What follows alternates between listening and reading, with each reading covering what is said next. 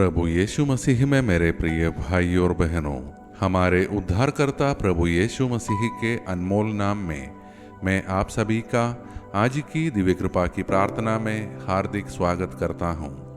आज 3 मई रविवार है, आशीष का दिन, विश्राम का दिन और परमेश्वर के साथ विशेष संगति का दिन। रविवार हमें याद दिलाता है कि हमारा जीवन केवल काम और दौड़भाग नहीं है, बल्कि परमेश्वर के साथ चलना ही हमारा सच्चा उद्देश्य है। प्रिय भाई और बहनों, आज का दिन एक निमंत्रण है अपने दिल को शांत करने का, परमेश्वर की उपस्थिति को महसूस करने का और उसकी आवाज को सुनने का। आज हम केवल आशीष मांगने नहीं आए हैं, बल्कि यह समझने आए हैं कि हम कौन हैं। हम केवल इस संसार के लोग नहीं हैं, हम परमेश्वर के चुने हुए लोग हैं। इसलिए इस पूरी प्रार्थना में अंत तक जुड़े रहें, क्योंकि आज परमेश्वर हमको हमारी पहचान याद दिलाना चाहता है। अब आइए हम अपने मन को शांत करें और परमेश्वर के वचन को सुनने के लिए अपने हृदय को खोलें, क्योंकि उसका वचन हमें हमारी पहचान और उद्देश्य दोनों बताता है। आज का हमारा मनन का वचन संत पेत्रुस का पहला पत्र से है, अध्याय 2 पद संज्ञा 4 से 9। उस जीवित पत्थर के पास आओ जिसे मनुष्यों ने अस्वीकार किया, परंतु परमेश्वर की दृष्टि में वह बहुमूल्य है। तुम भी जीवित पत्थर होकर एक आत्मिक भवन बनते जाते हो, परंतु तुम चुनी हुई जाति, राजकीय याजक, पवित्र राष्ट्र और परमेश्वर की निज प्रजा हो, ताकि तुम उसके अद्भुत कार्यों का प्रचार करो, जिसने तुम्हें अंधकार से अपने अद्भुत प्रकाश में बुलाया। मेरे प्रिय भाई और बहनों, आज का यह वचन हमें एक गहरी और शक्तिशाली सच्चाई सिखाता है। हम कौन हैं? हम अक्सर अपने आप को इस तरह पहचानते हैं, अपने काम से, अपनी स्थिति से, अपने संबंधों से।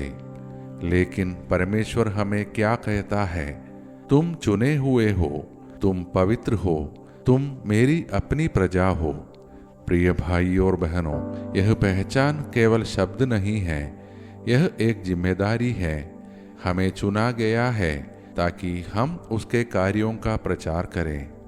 लेकिन आज हम अपने आप से एक प्रश्न पूछें, क्या हमारा जीवन वास्तव में गवाही दे रहा है?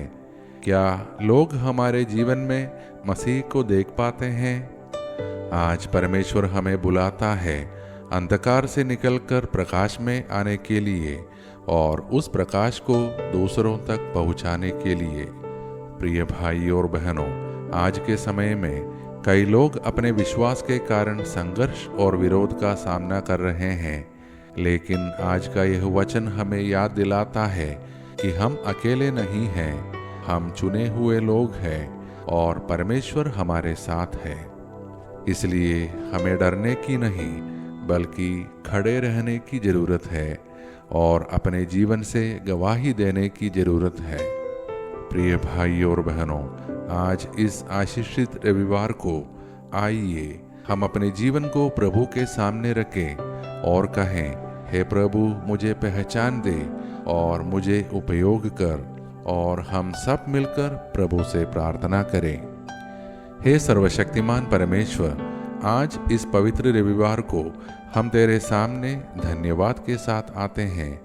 हे प्रभु, हम तेरा धन्यवाद करते हैं तेरी असीम कृपा और प्रेम के लिए। हे प्रभु, आज तू हमें याद दिलाता है कि हम चुने हुए हैं, कि हम तेरे हैं। हे प्रभु, हमें यह अनुग्रह दे कि हम अपनी पहचान को समझें और उसके अनुसार जीवन जिए। हे प्रभु, हमें अंधकार से बाहर निकाल और अपने प्रकाश में चलने की कृपा दे। हे प्रभु, हमें ऐसा जीवन दे जो गवाही बने, कि लोग हमारे जीवन में तुझे देखें। हे प्रभु, हम उन सभी के लिए प्रार्थना करते हैं जो अपने विश्वास के कारण संघर्ष और विरोध का सामना कर रहे हैं। उन्हें शक्ति दे, उन्हें साहस दे, उन्हें अडिग विश्वास दे। हे प्रभु, हमें भी ऐसा साहस दे कि हम कभी अपने विश्वास से पीछे न हटे। हे प्रभु, हम अपने परिवारों को तेरे हाथों में सौंपते हैं।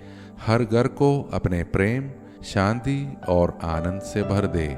हमें एक दूसरे के साथ समझ और एकता में रहने की कृपा दे।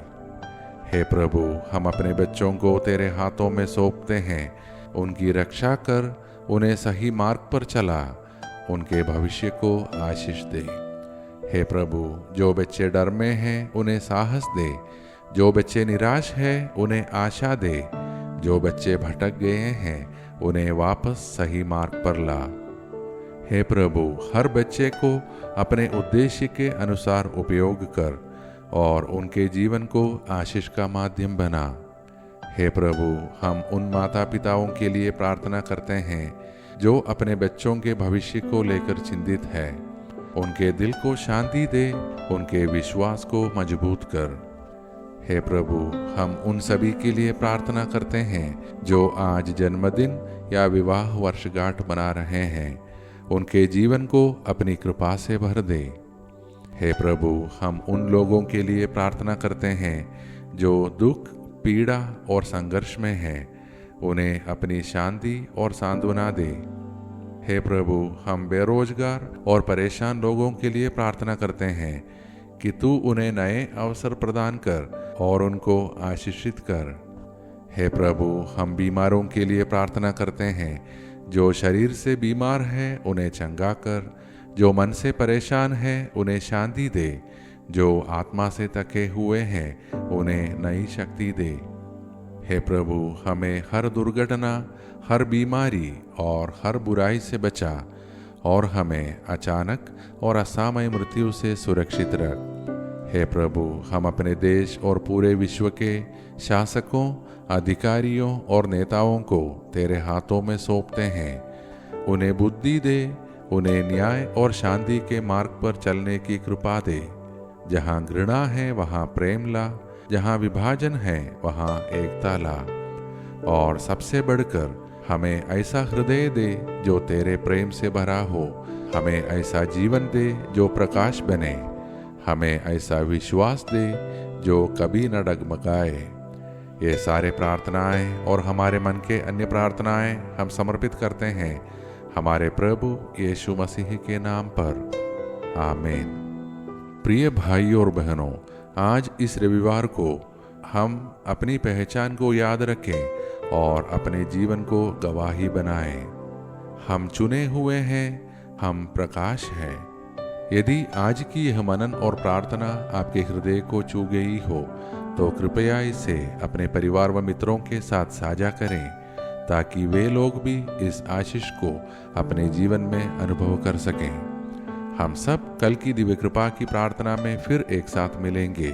तब तक हमारा प्रभु परमेश्वर हमारी देखभाल करे और हमें अपने प्रेम और शांति में बनाए रखे। धन्यवाद के साथ स्तुति गाऊंगा, हे यीशु मेरे खुदा। उपकार तेरे हैं बेशुमार, कोटि कोटि स्तुति धन्यवाद। कोटि कोटि स्तुति धन्यवाद। कोटि